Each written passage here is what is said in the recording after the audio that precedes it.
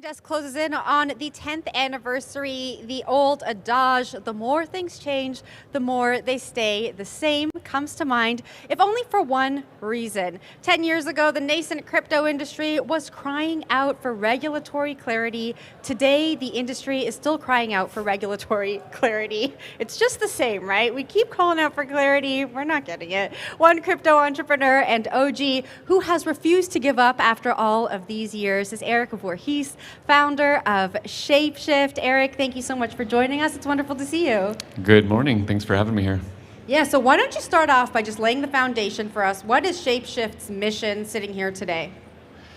Yeah, so ShapeShift started as a non-custodial exchange, basically allowing people to trade assets while maintaining privacy and without having to trust a third party. And a couple years ago, we decided to integrate various DEXs into ShapeShift, and so now it's more like a DeFi platform where you can interact with crypto assets in a completely non-custodial way, completely open source, and we've decentralized the whole company into a DAO as of a year ago. So I just want to understand this a little bit, because you were one of the boldest people in this industry. When did you come into this industry? Which year?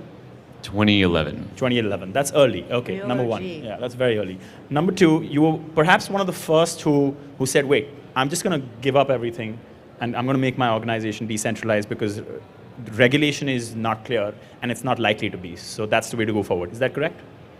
Yeah, I actually don't like the platitude of regulatory clarity. Everyone says that. I just want less regulation. Okay. Just like straight less would be great. I don't care how clear it is, I just want less of it. Okay, so just because regulators often say that, is it truly decentralized? You're still a founder of ShapeShift. Is it actually decentralized because you're not actually playing the part of a founder, or you're just somebody who created it and now hands off? What's going on? It is decentralized. It is run by a community. Okay. So yeah, I'm not in charge of it anymore. I'm not a CEO, and that's been nice.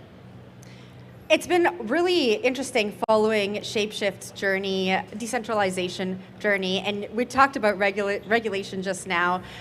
We saw UkiDAO and Sushi get it entangled with the SEC recently and set up these legal funds for the DAO. Are you thinking about that for ShapeShift, or how are you thinking about defending the community against regulators? To have a problem with regulators, you need to be breaking some law, and so we just don't do that. We don't break any laws, and so the regulators aren't going to mess with us. And if they want to mess with us, they don't know who to mess with anymore. So they can subpoena me all they want, but I'm not in charge of the thing anymore. Okay, that's a very interesting thing he says. But I want to ask you, what is your relationship with regulators, given you don't want regulation, less intervention from regulators? So are you talking to them? Did you talk to them in the past? What's the status now? Talking to them makes it sound like it's a civil discourse. Like, okay, we're talking here voluntarily because you invited me on a show and I came to talk to you. You're polite people. I talk with my friends, I talk with my family. You don't talk with regulators. Regulators send you horribly scary letters on official-looking paper, and they demand that you do things that they want you to do. So it's not any kind of civil discourse.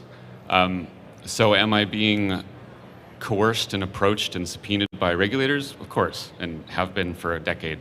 But that's not anything new. Okay, so it's interesting you said that, because there was a guy that we kind of know of. His name is SPF. He was a big proponent of talking to regulators, getting invited, having coffee, maybe a drink. He did that, and there is an argument to be made, as we were talking to Anthony Scaramucci right now, that the industry needs to actually knock on their door, ask them to come up with regulation, talk to them, educate them. That's the only way forward. So you're saying stay clear of them. He's saying, well, we still got to get regulation, so we still got to talk to them. What does the industry do? The industry has been trying to talk to regulators for a decade. It leads nowhere good. I'm glad that there are still people trying. Maybe some of them will have some success. But I don't think the path forward is to win over the regulators. We have here unstoppable financial systems that are uncensorable. We should be relying on that. But how do you gain trust?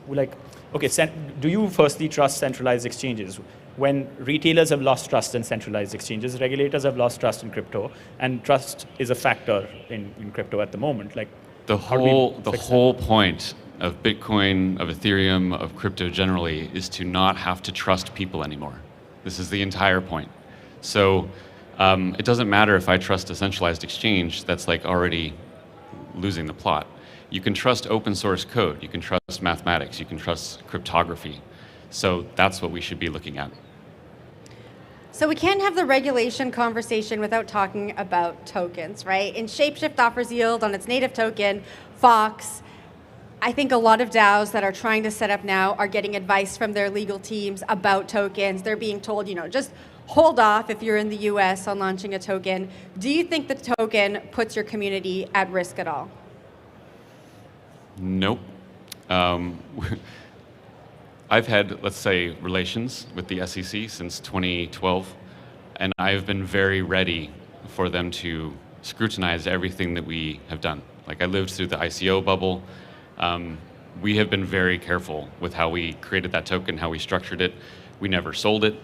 And to the degree the SEC wants to come and give us hell for it, they're welcome to do so because we're waiting. Okay. So I covered the G20 a little bit, the G7. We're just looking at how the Financial Stability Board, the IMF have been roped in to come up with a paper that is going to come up with crypto rules for the country, for the world, effectively. And you say we don't need rules. This is about making sure that we find another way to trust each other, which is decentralized, of course. So here's the point. Rules are coming. There's no stopping that. We have a lot of regulations already. It is a myth that this industry is unregulated. No, what I mean is like global rules that 20 different countries, maybe more, agree on, right? And because it's cross-border, so they believe that just for rules to be effective, you need to have cross-border cooperation. And if rules are coming, how can the industry, someone like you, take the position that, well, we actually don't want any of those rules, because you've got to actually prepare for those rules coming in and how you're going to retrofit your own industry to those rules?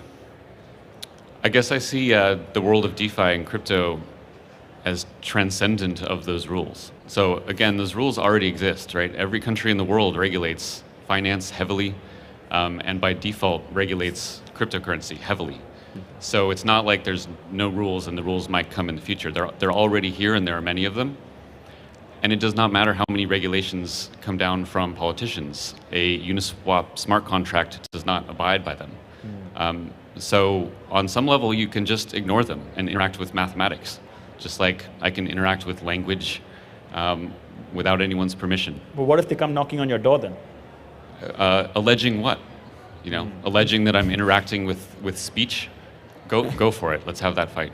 Okay, let's have that fight. That's the punchline. Yeah, that's the punchline. Okay, I have to say, you're a true OG, you're a true believer. And I'm pretty sure everyone out here would agree with that. Thank you so much, Erik. Thanks for having me on, guys.